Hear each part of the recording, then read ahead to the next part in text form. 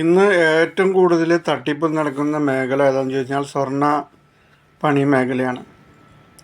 അതിന് പ്രധാന കാരണം എന്താ വെച്ചാൽ ഇതിൻ്റെ ക്യാരറ്റ് നോക്കാനോ, ഇത് സ്വർണ്ണമാണോ ചെമ്പാണോ മറ്റേത് ലോഹമാണോ എന്ന് നോക്കാനുള്ള സംവിധാനം കസ്റ്റമർക്കില്ല.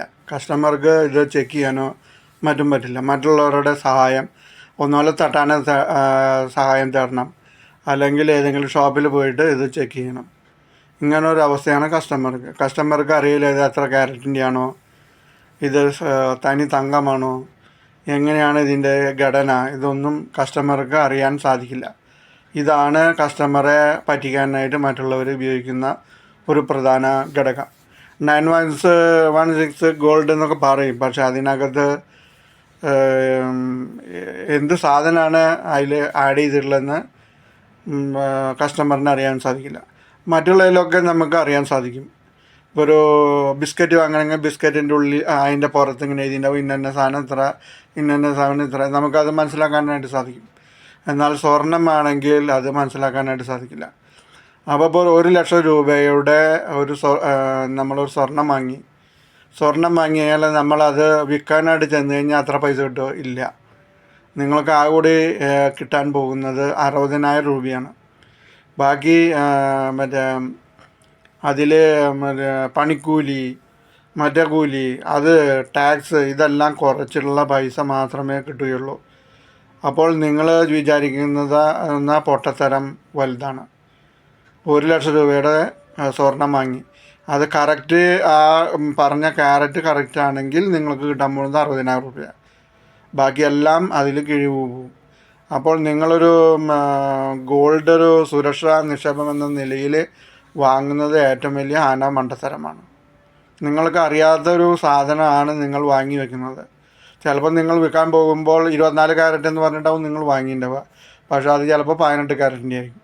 നിങ്ങൾക്കത് നോക്കാനുള്ള സംവിധാനമില്ല. പിന്നെ ഇത് വാങ്ങുന്നത് ഏതാണ്ട് കമ്മച്ചം വെച്ചാണ് വാങ്ങുന്നത്.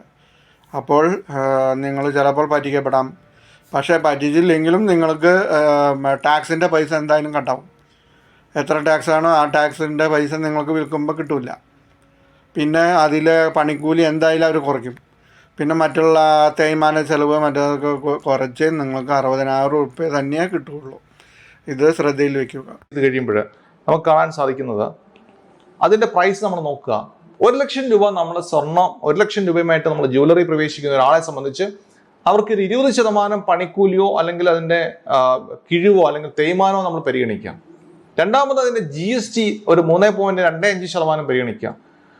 അങ്ങനെ നമ്മൾ പരിഗണിച്ച് നമ്മൾ പുറത്തേക്ക് ഇറങ്ങുമ്പോൾ നമ്മുടെ കയ്യിലുള്ള ആസറ്റ് അല്ലെങ്കിൽ 1,00,000 രൂപ കൊടുത്ത് വാങ്ങിയ യഥാർത്ഥ ഗോൾഡിന്റെ വാല്യൂ അല്ലെങ്കിൽ ഗോൾഡിന്റെ തൂക്കം എന്ന് പറയുന്നത് 76,750 രൂപയുടെ ഗോൾഡ് ആയിരിക്കും നമ്മുടെ കയ്യിൽ ഉണ്ടാകുന്നത്. 76,750. ആ 76,750 ആയിരിക്കും നമ്മുടെ ഇൻവെസ്റ്റ്മെന്റ് വാല്യൂ എന്ന് പറയുന്നത്.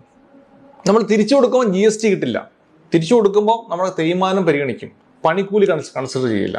അവിടെയാണ് നഷ്ടം ഉണ്ടാകുന്നത്. അവിടെ അങ്ങനെയാണെങ്കിൽ ഈ 76,750 രൂപ തിരിച്ച് 1,00,000 ആകാൻ ഏറ്റവും കുറഞ്ഞത് ഗോൾഡിന്റെ ശരാശരി വളർച്ചയനുസരിച്ച് 4 വർഷം എടുക്കും നമ്മൾ ഇട്ട കാശ് തിരിച്ചു കിട്ടാൻ വേണ്ടി. അപ്പം ഗോൾഡ് ഓർണമെന്റ്സ് ആയിട്ട്, ഗോൾഡ് ആഭരണം എന്നുള്ള നിലയിൽ നല്ലതാണ്.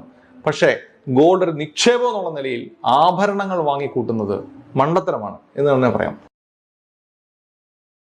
ഇപ്പോൾ ചിലർ ചോദിക്കുന്നുണ്ടായി GSTയും പണിക്കൂലിയും കഴിഞ്ഞ് കഴിഞ്ഞാൽ 70,000 രൂപ ഉണ്ടാവില്ല. അതിൽ കേരള ഗവൺമെൻറ്റിൻ്റെ ടാക്സുണ്ട്.